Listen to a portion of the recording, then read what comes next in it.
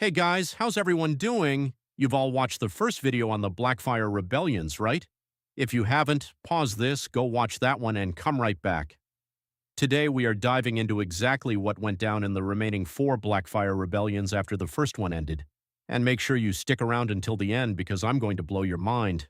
I'll be showing you how some of our absolute favorite Game of Thrones characters, like Tywin Lannister, Barristan Selmy, and the Blackfish, tie directly into this history. It is hands down the most epic part of this entire lore. Alright, let's get straight into the story. Let's talk about the aftermath and the Great Spring Sickness. So, after the first rebellion wrapped up, Westeros actually enjoyed a bit of peace. King Daemon II Targaryen was sitting on the throne. Now remember I mentioned Bloodraven, Brynden Rivers, in the last video? Well, he is acting as the King's Master of Whisperers, the ultimate spy master. His spy network was terrifyingly famous and was called 1,000 Eyes in One, a nod to the fact that he lost an eye during the First War. On the flip side, the other main player, Bittersteel, Aegor Rivers, is chilling across the narrow sea in Essos.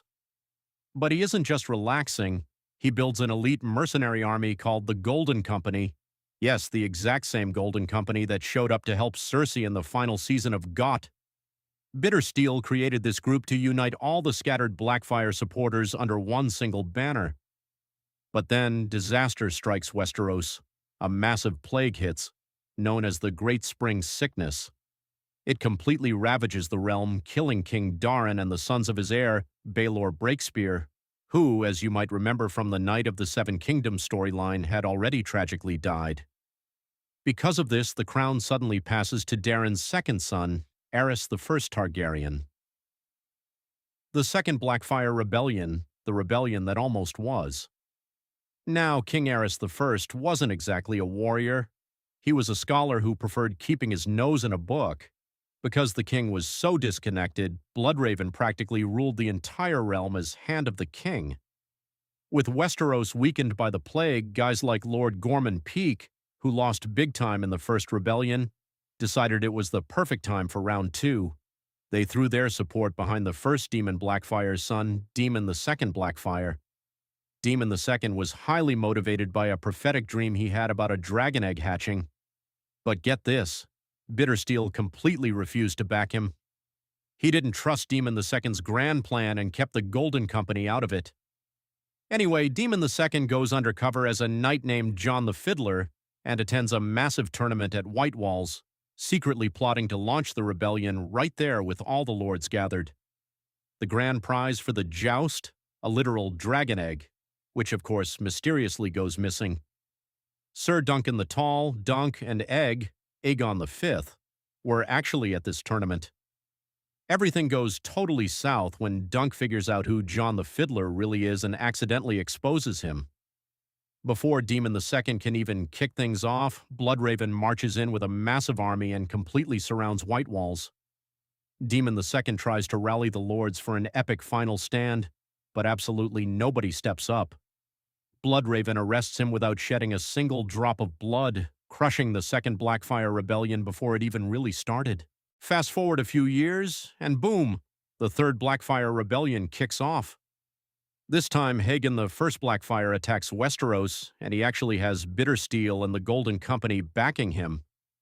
King Aerys I is still on the throne, but it's Prince Maekar and Bloodraven who team up to crush the invasion. Hagen surrenders, but he's brutally killed anyway. They manage to capture Bittersteel, and even though Bloodraven practically begs for him to be executed, the king decides to send him to the Night's Watch instead. Huge mistake. Bittersteel escapes on the ship ride there and heads straight back to Essos.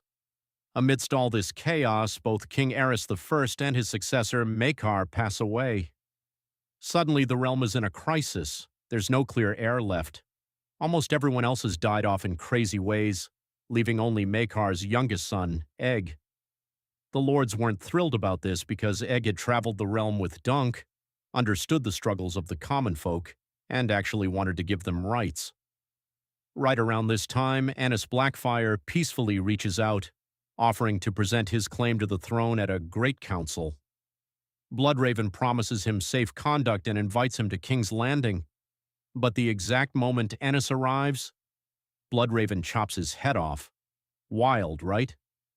Because of this, Egg is officially crowned as King Aegon V, and his very first act as king?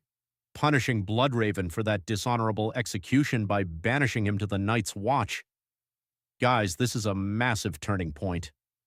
Bloodraven goes to the Wall, goes beyond it, and eventually becomes the three-eyed raven we see in Game of Thrones. Meanwhile, the king's absolute best friend, Sir Duncan the Tall, is named Lord Commander of the Kingsguard. The Fourth Rebellion and the tragedy of Summerhall.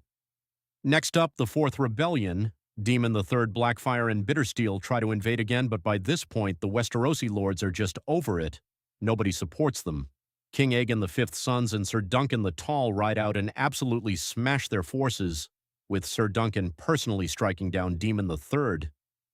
Bittersteel later dies of old age in Essos, but in a totally metal move, the Golden Company boils the flesh off his skull, dips it in solid gold, and carries it on a standard into every battle out of respect. Later in his reign, King Aegon V becomes obsessed with hatching dragon eggs. They attempt a massive secretive ritual at the Palace of Summerhall, but it goes horribly wrong. The entire palace burns to the ground. In this tragic fire, King Aegon V, his eldest son, and our beloved Sir Duncan the Tall all perish. It is a genuinely heartbreaking end to their story. The crown then passes to Aegon's son, Jaehaerys II. The War of the Ninepenny Kings, the final rebellion. Finally, we reach the fifth and final Blackfyre Rebellion, famously known as the War of the Ninepenny Kings. This was started by a notorious, powerful gang in Essos called the Band of Nine. Their leader, Maelys Blackfyre, aka Maelys the Monstrous. This guy was a massive, terrifying giant who literally had a second smaller head sprouting from his neck. Lore says he consumed his twin in the womb.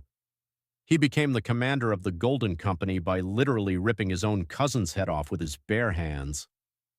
Maelys and his army capture the Stepstones. Yeah, the same islands we saw Daemon Targaryen fighting for in House of the Dragon. King Jaehaerys II responds by sending a massive Westerosi army to stop them once and for all. Alright guys, this is the absolute best part. Here's where it all connects to our Game of Thrones timeline. Do you know who went to fight in this war? Check this out. A young Tywin Lannister and Kevan Lannister. Steffon Baratheon, the father of Robert Stannis and Renly. Brynden Tully, our guy the Blackfish. And King Aerys II, who would later become the infamous Mad King. Think about that. All these iconic characters who end up hating, plotting against, and fighting each other in Game of Thrones actually fought side by side as young heroes against a common enemy. But the absolute MVP of this war was Sir Barristan Selmy, Barristan the Bold. He literally cuts a bloody path straight through the Golden Company, challenges Maelys the Monstrous to single combat, and kills him right then and there. And just like that, the Blackfyre male line was extinguished forever. No Blackfyre ever threatened Westeros again. So guys, that is how the epic decades-long saga of the Blackfyre Rebellions comes to an end. If you want to hear more amazing deep dives like this from the Game of Thrones universe, make sure to drop a comment down below.